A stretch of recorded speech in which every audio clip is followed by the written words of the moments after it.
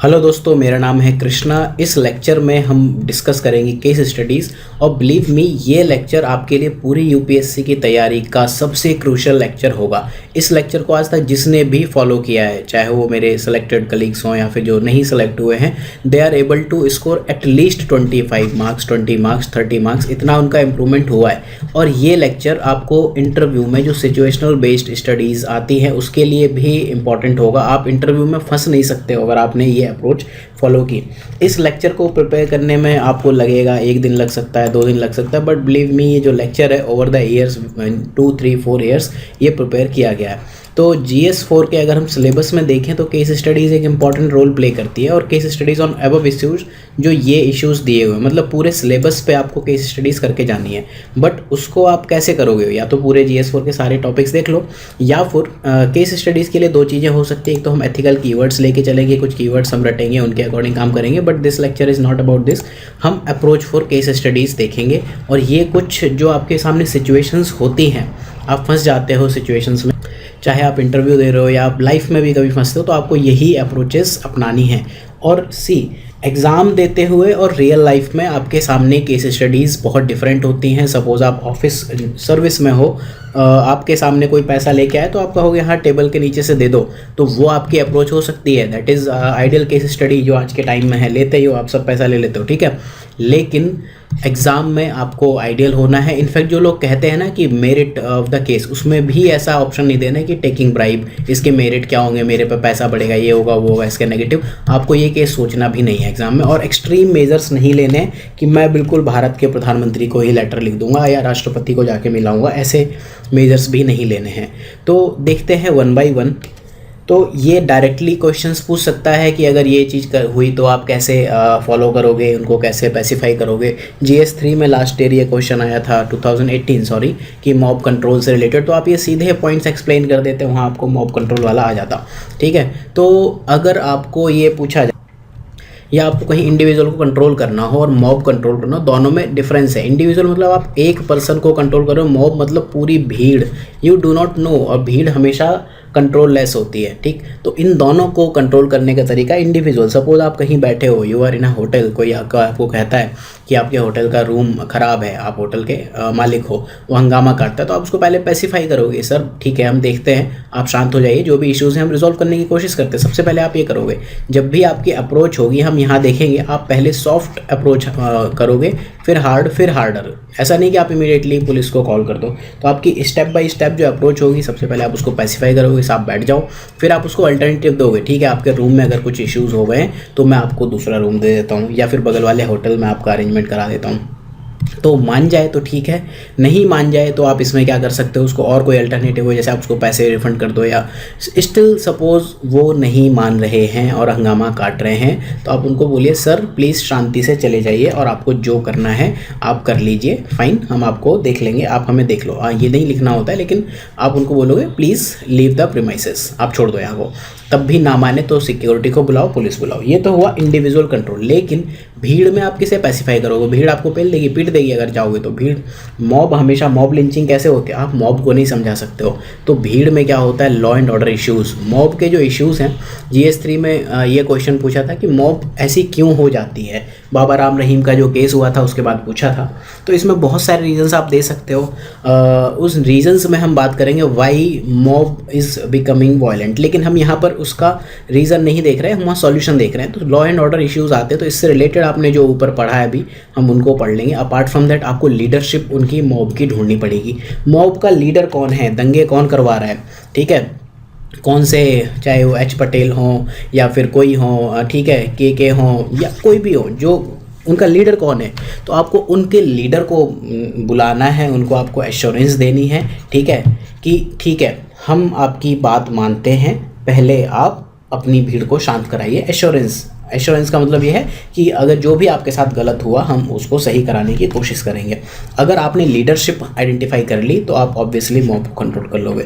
तो mob control में भी आपका इंडिविजुअल कंट्रोल है, बट आपको लीडर ढूंढना पड़ेगा। अगर आप लीडर नहीं ढूंढ पाए तो फिर मॉब कंट्रोल नहीं हो। लीडर, जैसे दंगा हो गया, ठीक है, राइट्स हो रहे हैं। तो यू हैव टू फाइंड, जैसे इंडिया में हिंदू मुस्लिम दंगे होते हैं तो आप इनके धर्मगुरु और इनके धर्मगुरु, इनके पंडित जी और इनके जो मौलवी साहब हैं उनके पास जाइए, वो अपनी जनता को शांत करा देंगे, एश्योरेंस दे देंगे। बाकी बाद में फिर आप देख लो क्या करना है, ठीक। इसके अलावा फेयर अपील, अगर लोग इससे भी नहीं मान रहे हैं कि बल अब या तो चुप हो जाओ या फिर हम गोली मार देंगे। कोहिलबर्ग की थ्योरी है, लॉरेंस कोहिलबर्ग की थ्योरी जब हम पढ़ेंगे तो ये एथिक्स में आपको थिंकर्स जब हम पढ़ते हैं तो थिंकर पार्ट में आपको कोहिलबर्ग की थ्योरी दिखती है। 3 स्टेप थ्योरी है, pre conventional, conventional, post conventional. तो इसकी हम बात थ्योरीज में करेंगे, बट फिलहाल टाइम बिंग हम पढ़ रहे हैं केस स्टडीज़ में। तो आपको कोहिलबर्ग की थ्योरी मतलब डराना है कि अगर आप शांत नहीं हुए तो फिर अब गोलीबारी कर दी जाएगी। इसके अलावा आपको इमोशनल इंटेलिजेंस भी दिखाना है। फिर ऐसा नहीं कि आपने लोगों को डराया और लोगों ने आपके ऊपर पत्थरबाजी कर दी, ऐसे JNK में होता था, ऐसा नहीं करना है, ठीक है। तो आपको ये देखना है कि आप डरा भी रहे हो और प्यार से डरा रहे हो। तो इमोशनल इंटेलिजेंस, इमोशन मतलब दिल और इंटेलिजेंस मतलब दिमाग, तो इमोशनल इंटेलिजेंस आपको लेके चलना है। अपार्ट फ्रॉम दैट ये सब चीज़ है ना, एटीट्यूड चेंज, ये आपको कराना है, बट लॉन्ग टर्म में कराओगे। आप क्या कर सकते हो, नॉन पर्सनैलिटी इन्फ्लुएंस, ये सब चीज़ें आप करोगे, बट ये सारी चीज़ें लॉन्ग टर्म में करोगे। आप कहो कि किसी एक नॉन पर्सनैलिटी को बुला के इनको प्रवचन दें, इन्फ्लुएंस कराएं, तो इमीडिएटली नहीं कर सकते हो। मॉब को आप हमेशा ये ध्यान रखो, मॉब से बच के रहना है। तो आप जब भी कुछ भी आपकी अप्रोच होती है तो आप किसी टाइप की होनी चाहिए, सॉफ्ट, हार्ड, हार्डर। पहले आप शॉर्ट टर्म देखोगे फिर लॉन्ग टर्म देखोगे, तो यही अप्रोच हम हर जगह देखेंगे। फिर देखते हैं कई बार ऐसा कि कोई पॉलिसी बना दी या फिर कोई डिसीजन ले लिया गया गवर्नमेंट के द्वारा, तो उसका लोग अपोजिशन करते हैं। जैसे डैम मेकिंग होता है, रिहेबिलिटेशन है, तो मेनली ट्राइबल्स वहाँ पर क्वेश्चन में आ जाते हैं, उनकी लाइवलीहुड क्वेश्चन में आती है। तो उनकी जो क्वेश्चंस होते हैं वो कहते हैं कि गवर्नमेंट गलत कर रही है, ठीक है।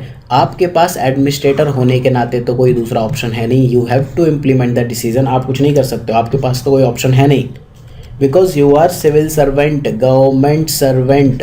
चाहे आप क्लास 1 ऑफिसर हो या कुछ भी हो, सर्वेंट मतलब होता है नौकर। आप सरकारी नौकर हो, आप इम्प्लीमेंट करो डिसीजन को, नहीं तो निकल लो, यू हैव टू रिज़ाइन। तो आप लोगों को ये बता सकते हो कि आप चाहे हम इम्प्लीमेंट तो कर रहे हैं डिसीजन, लेकिन आप लीगल रिकोर्स ले सकते हो। चाहे आप हमारा कॉन्स्टिट्यूशनल मैकेनिज्म है, ठीक है, कॉन्स्टिट्यूशन बना हुआ है, रूल ऑफ लॉ चलता है, आप कोर्ट में जाओ, लेकिन उसमें इश्यूज़ क्या होंगे।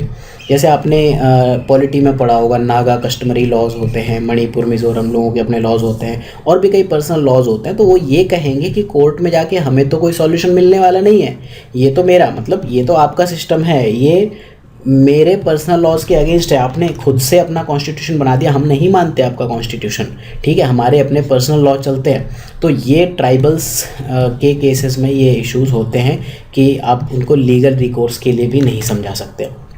तो आप सोशली रिस्पॉन्सिबल होते हो, आप सोशल रिस्पॉन्सिबिलिटी लेते हो इस चीज़ के, और विद टाइम आप एटीट्यूड चेंज कराते हो लोगों का, लेकिन आपके पास चॉइस कोई और नहीं है। आप या तो ये करो, अदरवाइज़ आप रिज़ाइन करके जाओ। एग्जैक्टली वैसे ही अगर डिसीजन ले लिया गया तो फिर आपके पास क्या प्रायोरिटी है, इम्प्लीमेंटेशन आपको प्रायोरिटी पे करना पड़ेगा। डिसोनेंस हो सकते हैं, ज़रूरी नहीं कि आपको अगर PM मोदी की डीमोनेटाइजेशन योजना पसंद नहीं आई तो आप उसको बिल्कुल ऐसे कह दोगे नहीं साहब बहुत अच्छा है, ऐसा भी नहीं कहना है। आपको अपना डिसोनेंस दिखाना है, एक डिसोनेंस नोट आप लिख के भेजोगे कि ये देखो ये मेरे मतभेद हैं, आप इन चीज़ों पर काम करो, लेकिन still you have to implement. आपके पास कोई अदर ऑप्शन नहीं है, क्योंकि यू आर नॉट लीडर। जैसे हमने बात की थी ना, leader, you are not leader, you are administrator. आपके सामने कोई ऑप्शन होता ही नहीं है। अगर हम यहाँ देखें यूनिट 1 में, यहाँ पर सिलेबस में लिखा हुआ है, यूनिट 1 जो एथिक्स है इसमें सिलेबस में लिखा ह्यूमन वैल्यूज़, लेसन आपको लेने हैं लीडर, रिफॉर्मर और एडमिनिस्ट्रेटर से। तो यहाँ जब हम ये टॉपिक पढ़ते हैं तो यहाँ हम ये भी पढ़ते हैं कि ये होते क्या हैं। तो लीडर होते हैं जो पॉलिसी फॉर्मुलेट करते हैं और न्यू स्ट्रक्चर इनिशिएट करते हैं, इनकी अथॉरिटी इनहेरेंट है, ठीक है। एडमिनिस्ट्रेटर का काम तो है ही those who execute policies and implement decision utilising the existing structure. जो स्ट्रक्चर लीडर ने दे दिया आपको वही इम्प्लीमेंट करना है, चाहे ये फ्लॉ क्यों ना हो, ठीक है।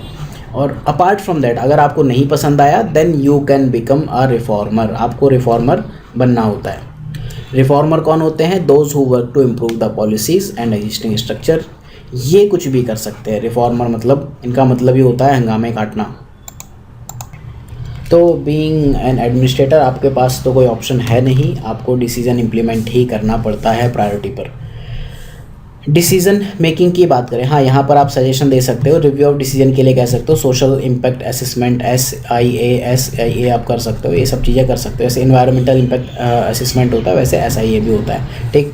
अब डिसीजन मेकिंग, जब आप डिसीजन मेकिंग कर रहे हो, आप जॉब में हो, आप DM की कुर्सी पर बैठे हो, या एनी डिसीज़न आपके हाथ में है, तो जब हम डिसीजन मेकिंग में वैल्यू पढ़ते हैं तो हमारी जो प्राइम वैल्यू है दैट इज़ ऑब्जेक्टिविटी। अगर हम यहाँ देखें aptitude and foundational values for civil services, तो यहाँ पर जो वैल्यूज़ हैं सिलेबस में, एप्टीट्यूड होना चाहिए, impartiality, non partisanship, objectivity, dedication to public service, tolerance और एम्पैथी। तो यहाँ ऑब्जेक्टिविटी आपकी एक वैल्यू है। ऑब्जेक्टिविटी और सब्जेक्टिविटी में डिफरेंस क्या होता है, जैसे हम प्रीलिम्स देते हैं तो अगर option A B C D हैं, तो अगर इफ़ बी इज़ ट्रू तो फिर बी ही को मार्क करने पे आपको 2 मार्क्स मिलेंगे, बाकी आप कोई भी मार्क कर दो तो या तो नेगेटिव मिलेंगे, छोड़ दोगे तो 0 मिलेंगे। ये ऑब्जेक्टिविटी हुआ, मतलब there is no other solution.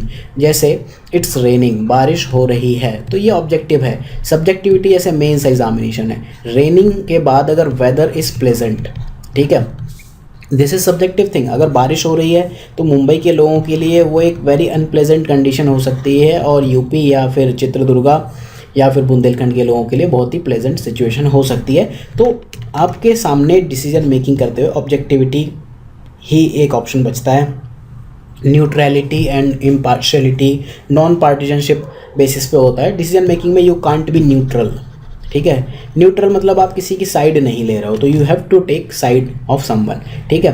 तो नॉन पार्टिजनशिप होनी चाहिए और इम्पार्शियलिटी होनी चाहिए, उसके साथ में ऑब्जेक्टिविटी होनी चाहिए। लेकिन ऑब्जेक्टिव होने में इशू क्या है, सपोज आपने ऑब्जेक्टिव डिसीजन ले लिया, ठीक है, तो एक सेक्शन हमेशा इग्नोर फील करेगा। सपोज आपने एक पॉलिसी बनाई, ऑब्जेक्टिविटी क्या है कि पॉलिसी में जो 1 2 3 4 5 पॉइंट लिखे आपको इम्प्लीमेंट करने हैं। लेकिन सपोज कोई एंटी गवर्नमेंट है, ठीक है, हो सकते हैं, हमेशा ज़रूरी नहीं कि सबने वोट दिया हो। It is not any harmful thing to be anti government, ऐसा कुछ भी नहीं है। तो आपने अगर इनको वोट नहीं दिया तो आप तो कहोगे गलत है। तो हमेशा जो सब्जेक्टिव सोसाइटी है ये तो कभी भी ऑब्जेक्टिव नहीं हो सकती। इनफैक्ट कोई भी 2 इंसान वो एक ही चीज़ से खुश नहीं हो सकते। तो इसमें आपको फिर क्या करना होता है, स्टडीज़ कंडक्ट करो कि फैक्ट्स आप गैदर करो। यहाँ पर जब आप थिंकर्स का टॉपिक पढ़ते हो तो यहाँ हम पढ़ते हैं कॉन्सिक्वेंशलिज्म और यहाँ पर यूटिलिटेरियनिज्म। तो यूटिलिटेरियनिज्म ये कहता है कि ज़्यादा लोगों का भला और चाहे 1-2 का नुकसान हो जाए। तो डिसीजन मेकिंग करते हुए आपको ये देखना है, सब लोगों को तो आप कभी भी सेटिस्फाई नहीं कर पाओगे। लेकिन जब आप गवर्नमेंट साइड हो, जब आपने सरकार के लिए कुछ काम किया, तो ऑब्वियसली कुछ लोग ऐसे ज़रूर होंगे जिन्होंने सरकार को वोट तो नहीं दिया था, लेकिन आपको उनके लिए भी पॉलिसी बनानी है। सरकार सबके लिए होती है, चाहे उन्होंने वोट दिया हो चाहे ना दिया हो। इसी तरह से एडमिनिस्ट्रेशन होता है, वो सबके लिए होता है। लास्ट माइल कनेक्टिविटी की जब हम बात करते हैं तो फर्स्ट पर्सन से लेके 100% पर्सन, इन सबको आपको कवर करना है। कोई ये 4 लोग इसलिए आप नहीं छोड़ सकते कि इन्होंने वोट नहीं दिया था, ठीक है। तो आपको ये डिसीजन मेकिंग करते हुए ध्यान रखनी है। प्रायोरिटी की अगर हम बात करें, प्रोफेशनल लेवल की प्रायोरिटी पर्सनल लेवल पे होनी चाहिए, जैसे आर्मी में होता है, ठीक है, कि बुलाया तो लोग सुहागरात छोड़ के चल दिए। तो डेडिकेशन टू पब्लिक सर्विस, जब हम ये वाली वैल्यू पढ़ते हैं यहाँ पर एप्टीट्यूड एंड फाउंडेशनल वैल्यूज़ में डेडिकेशन टू पब्लिक सर्विस आती है। इसके अलावा प्रायोरिटी, आज की प्रायोरिटी फ्यूचर की प्रायोरिटी से ऑब्वियसली इम्पॉर्टेंट है, लेकिन इसमें आप प्रायोरिटी में कई बार ये चीज़ देखोगे कि क्या सस्टेनेबल है, वो सस्टेनेबल डेवलपमेंट पॉसिबल है।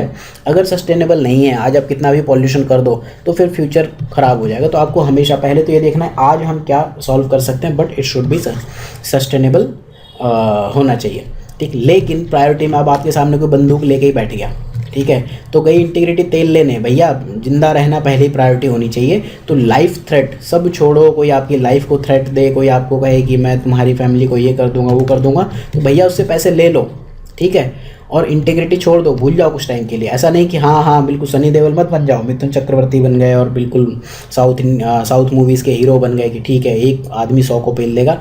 आप एक ह्यूमन बीइंग हो, ज़्यादा 2 को पीट सकते हो, वो भी जब आप बिल्कुल हरियाणा से बिलोंग करते हो और आप जट हो, ठीक।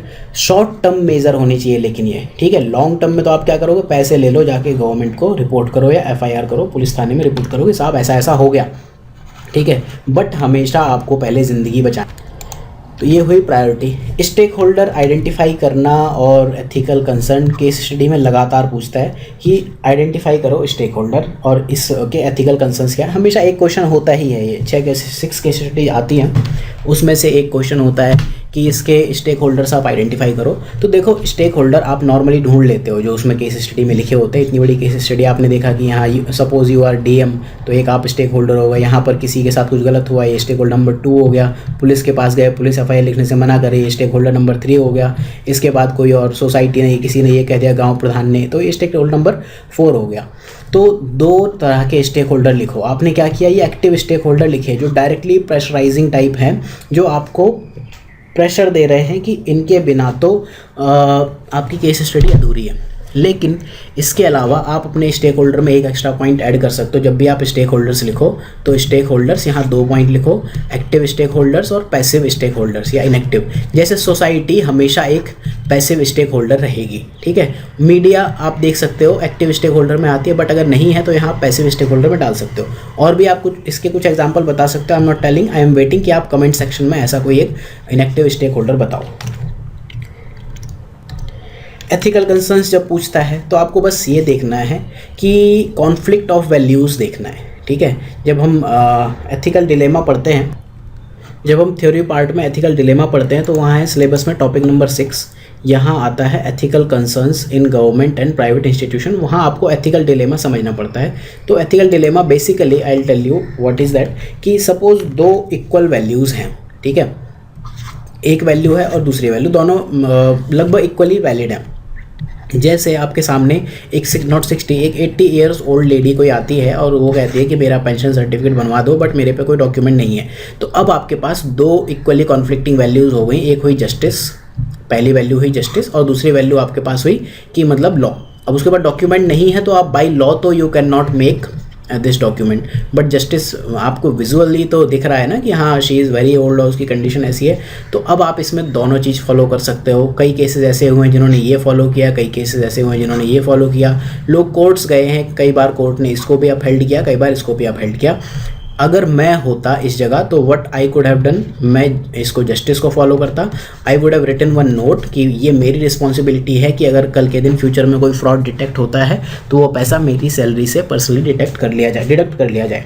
तो ये 2 वैल्यूज़ आपके सामने इक्वली कॉन्फ्लिक्टिंग है, तो वहाँ आप प्रायोरिटी ऑफ वैल्यूज़ देखते हो। आपको ये देखना है कॉन्फ्लिक्टिंग वैल्यूज़ क्या हैं, तो आपको प्रायोरिटी वैल्यू देखनी पड़ेगी। लेकिन एथिकल कंसर्न हमेशा केस स्टडी में जितने भी फैक्ट्स हैं उसके लिए एक वैल्यू होगी। जितने स्टेक होल्डर हैं हर स्टेक होल्डर की एक वैल्यू होगी, हर इवेंट की एक वैल्यू होगी, हर इवेंट से रिलेटेड। करेज और ये कुछ वैल्यूज़ होती हैं, करेज, ट्रांसपेरेंसी, ऑब्जेक्टिविटी, पब्लिक वेलफेयर, ये सब तो होती ही होती हैं, ठीक है।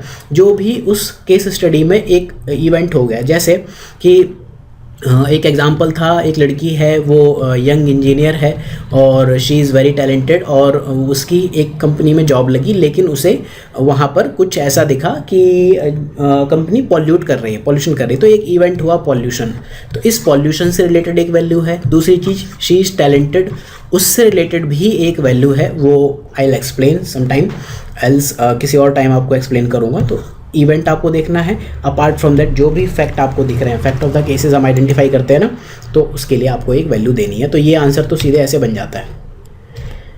अप्रोच की हमने बात करी ली, सीधे ही डंडे नहीं मार देने, पहले सॉफ्ट अप्रोच समझाओगे, फिर हार्ड, फिर हार्डर, साम दाम दंड भेद वाला फंडा है। अब कई बार आपके मन में ये आता है, बहुत लोग केस स्टडी में ये लिखाते हैं कि गोइंग टू मीडिया। बहुत सारी जो कोचिंग्स हैं उन्होंने मॉडल आंसर में दिया हुआ है कि मीडिया के पास जाओ, ये करो, वो करो। बट बिलीव मी, मीडिया के पास जाना ये ऑप्शन आप रेयरली ही यूज़ करो, लाइफ में भी और वैसे भी। It should be last option. जब आपको कुछ बचे ही ना तब आप मीडिया के पास, जैसे वो 4 जजेस थे, ठीक है, वो चले गए, उन्होंने प्रेस कॉन्फ्रेंस कर दी, तो दैट वाज बैड। क्यों? क्योंकि इससे आप इशू को सिर्फ सेंसिटाइज कर रहे हो, ठीक है। इसके काउंटर इफेक्ट्स ज़्यादा होते हैं, ठीक। फ्यूचर इम्प्रूवमेंट का स्कोप कम हो जाता है, इसके काउंटर इफेक्ट ज़्यादा होंगे, लोग आपसे बदला लेने पाएंगे। जैसे एक बंदा था, ही वॉज इन आर्मी और उन्होंने ख़राब खाने का एक वीडियो बना के डाल दिया था सोशल मीडिया पे। अल्टीमेटली खाना तो शायद उनको सही मिल गया हो, लेकिन अल्टीमेटली उनको जॉब से रिमूव कर दिया गया था। इससे क्या होता है, पॉलिटिकली स्टॉल हो सकता है डिसीजन, साथ में बैकफायर कर सकता है। और प्रॉब्लम एक होती है कि मीडिया ट्रायल होने लगता है, मीडिया बताने लगती है कि ये सही है या ये गलत है, और मीडिया बिलीव मी अनबायस्ड नहीं ही होती है। Media is almost always biased, जब तक कि वो गवर्नमेंट मीडिया नहीं है। तो government media is biased for government. अब आप चाहे जी न्यूज़ के भक्त हों, आप चाहे रवीश कुमार के भक्त हों, both are extremely biased and both are बेवकूफ़, ठीक है। तो आप मीडिया ट्रायल जैसे ही आपने इनिशिएट कर दिया, आपका काम फेल हो गया। तो मीडिया ट्रायल से आपको बचना होता है।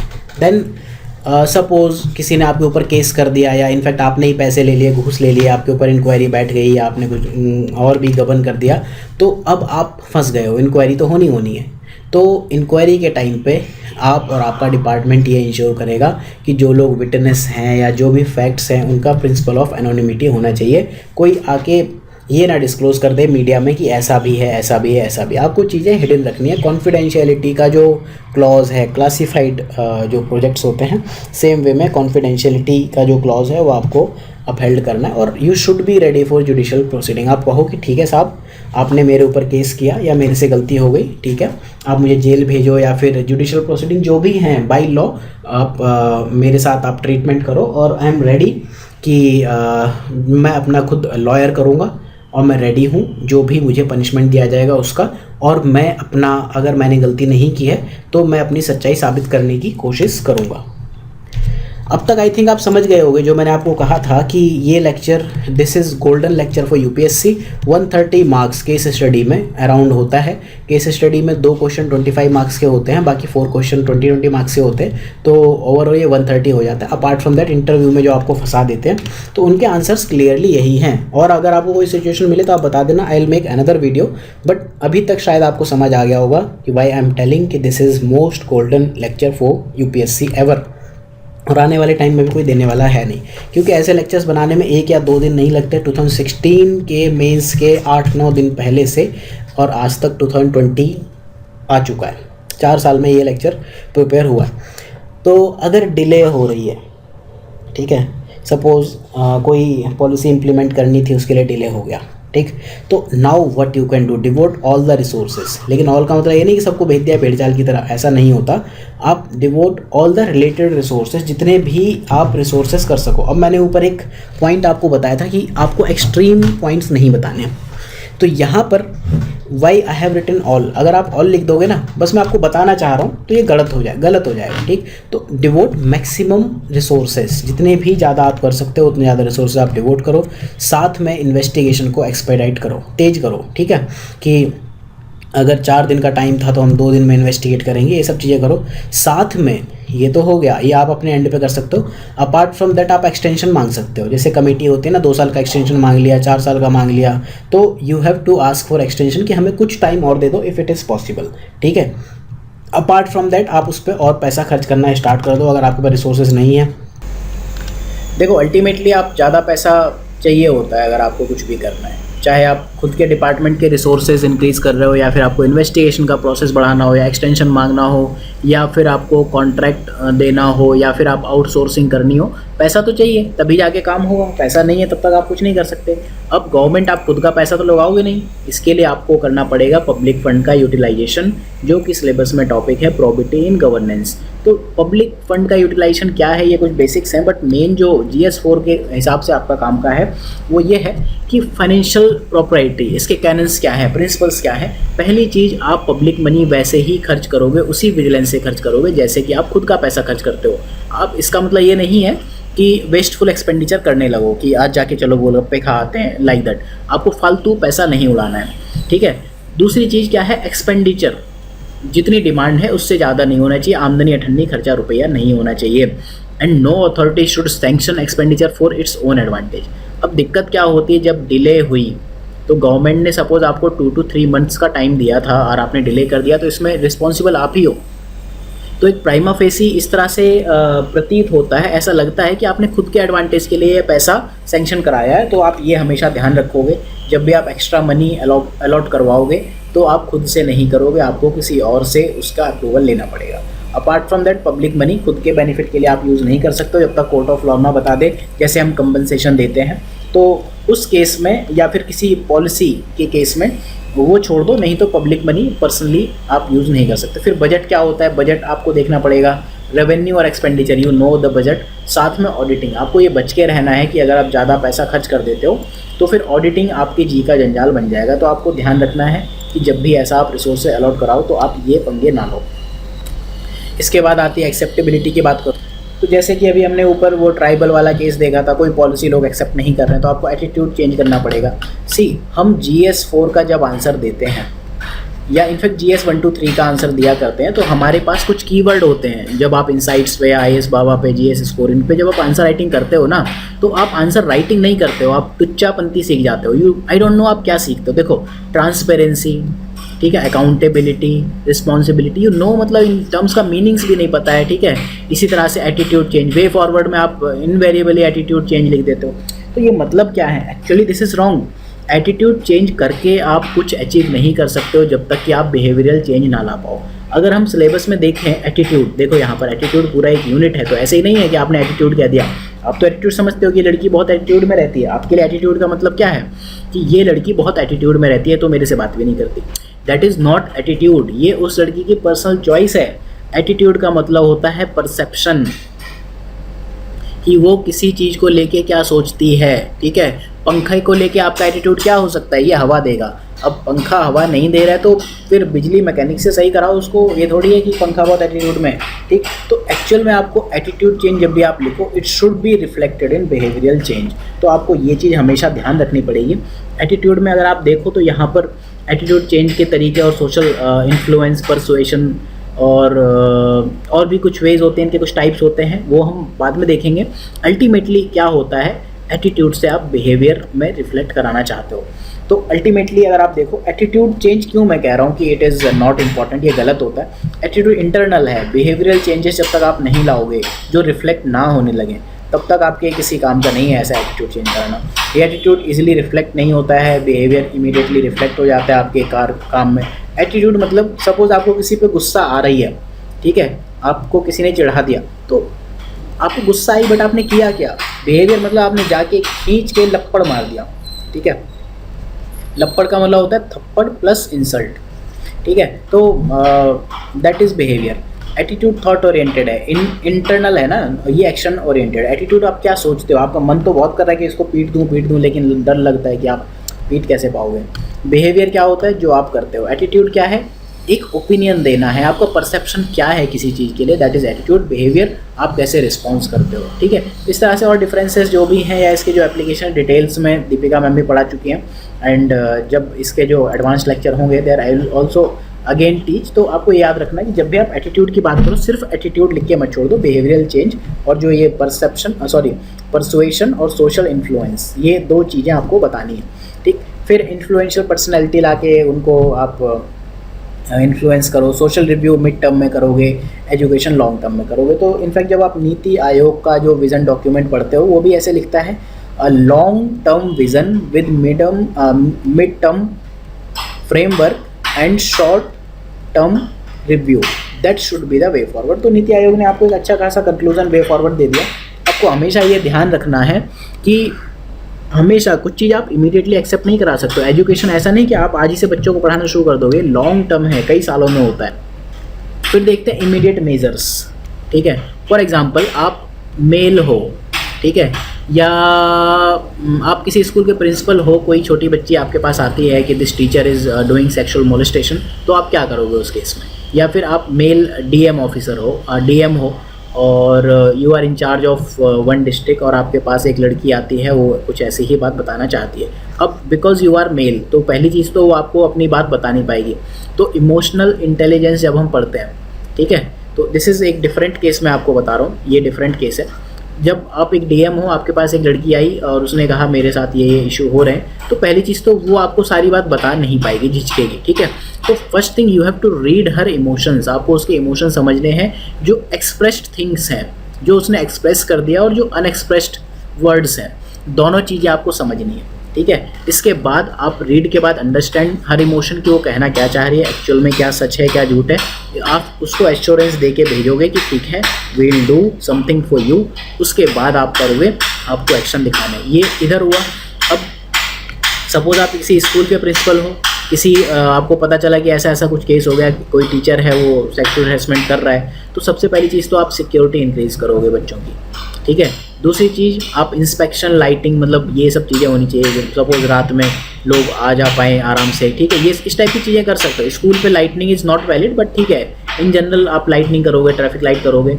टीचर को आप ऑब्वियसली पकड़ के पुलिस के पास भेजोगे, वो तो एक अलग चीज़ है। अपार्ट फ्रॉम दैट, अपार रिक्रूटमेंट। अपार क्या होता है? Grading, annual performance appraisal review. देखो, आप IAS क्यों बनना चाहते हो? मेरी कई लोगों से बात होती है, उनका IAS बनने का एम होता है कि सर टॉपर स्टॉक में मैं आपका नाम ले दूंगा। तो लोगों का आजकल ड्रीम हो गया है टॉपर स्टॉक देना। यार टॉपर स्टॉक, कितने टॉपर्स को आप जानते हो? आप हार्डली 1 2 3 4 टॉपर्स को जानते हो। जो सुंदर ब्यूटीफुल कन्याएं हैं आप उनको जानते होगे, बाकियों को तो आप जानते ही नहीं हो, ठीक है। तो 2 साल बाद कोई नहीं जानता आपको, तो आपको डिफ्रेंशिएट करने वाला होता है अपार। अब आप सर्विसेज में हो, अब चाहे ये सुंदर कन्या हो, चाहे ये नॉन सुंदर लड़का हो, या फिर नॉर्मल लड़की हो, या फिर ये कोई अदर पर्सन, तो अल्टीमेटली ये सुंदर कन्या जा सकती है ऊपर, बट ये कुछ अलग गलत मीन्स से जा सकती है, बट ऐसा हमेशा नहीं होता, ठीक है। अपार मेन चीज़ होती है, आपका परफॉर्मेंस रिव्यू किया था, ग्रेडिंग सिस्टम कहते हैं इसको। ARC ने इसके ऊपर काफ़ी डिटेल में डिस्कशन किया हुआ है, ठीक। तो सपोज इस बंदे का काम अच्छा है तो इनको ग्रेडिंग A+ मिली, इनको ग्रेडिंग A मिली, इनको ग्रेडिंग B+ मिली, अल्टीमेटली इनका प्रमोशन हाई होगा। तो ट्रेनिंग के टाइम पे आप सब इक्वल हो, और 1 साल बाद ये यहीं रहेंगे, और ये वाला बंदा इनका बॉस बनता जाएगा। तो इमीडिएट मेजर्स आप ये देखोगे, उसका अपार ख़राब करो, थ्रेट दो कि हम आपका अपार ख़राब कर देंगे। और अपार्ट फ्रॉम दैट, जो रिक्रूटमेंट प्रोसीजर है, उस टाइम पे आपको एक चीज़ ध्यान रखनी पड़ेगी कि आप किसी मेंटली डिस्टर्ब्ड पर्सन का रिक्रूटमेंट ना करो, ठीक है। साथ में आपको आर्टिकल 14-15 का भी ध्यान रखना पड़ेगा। तो काफ़ी चीज़ें हैं जो आपको रिक्रूटमेंट के टाइम पे और सर्विस में देखनी पड़ेगी। साथ में आपको सोसाइटी का ध्यान रखना पड़ेगा, सोसाइटी को मतलब अनकंट्रोल्ड मॉब में ना कन्वर्ट हो जाए। और ऑब्वियसली एटीट्यूड चेंज तो आप कराओगे, but it is not immediate, ठीक है। तो इन केसेस में जब आपको इमीडिएट मेजर्स की नीड पड़े तो आप ऐसी चीज़ें कर सकते हो।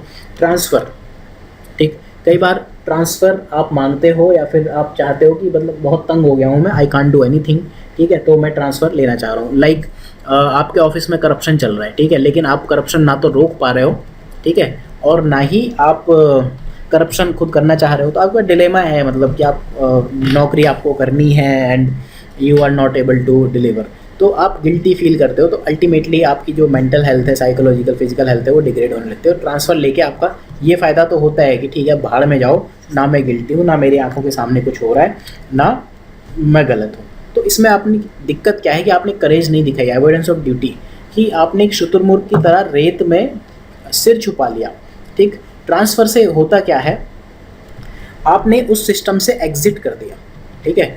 Exit voice and loyalty theory है। तो एग्जिट थ्योरी क्या कहती है कि आप किसी को पसंद नहीं करते हो, ठीक है। Exit voice and loyalty theory यहाँ आती है सिलेबस में, इधर आती है सिलेबस में अकाउंटेबिलिटी। अकाउंटेबिलिटी में अब आप देखो अकाउंटेबिलिटी क्या लिख के आते हो, अकाउंटेबिलिटी कितनी बड़ी चीज़ है। Type of accountability, micro then dimension of accountability, यहाँ आती है आपकी रिस्पॉन्सिबिलिटी वर्सेस अकाउंटेबिलिटी क्या, उसके बाद exit voice and loyalty theory. तो ये यही कहती है, अगर किसी को लगता है ऑर्गेनाइजेशन में डिक्रीज इन क्वालिटी है, ठीक है, तो इंसान के पास 2 पॉसिबल रिस्पॉन्स होते हैं, या तो एग्जिट कर जाएगा या फिर आवाज़ उठाएगा। ट्रांसफ़र का मतलब एग्जिट होता है, ठीक है। आवाज़ अगर आपने उठा दी गलत हो रहा है तो वो वॉइस होती है, ठीक। तो चांसेस ये हैं, जितना इजी आपके लिए एग्जिट होने के चांसेस होंगे, आप चुपचाप निकल जाओगे, भाड़ में जाओ, ठीक। अगर आपकी लॉयल्टी इंक्रीज़ हो गई, डिपार्टमेंट की लॉयल्टी मतलब आप करप्ट होने लगे या फिर आपको पैसा पसंद आने लगा, तो फिर एग्जिट रिड्यूस हो जाएगा, तो आप ट्रांसफ़र नहीं मांगोगे। या फिर option of alternative job market not appealing, या फिर आपको ट्रांसफ़र का ऑप्शन ही नहीं अवेलेबल है, तो you have to relate transfer with this exit voice and loyalty theory of Albert O Hirschman. इन्होंने ये बुक भी लिखी थी, इस बारे में हम पूरा लेक्चर बना के डिस्कस करेंगे। फिर आपको कई बार आप लिख देते हो कि मैं अपने सुपीरियर्स को कंसल्ट करूँगा।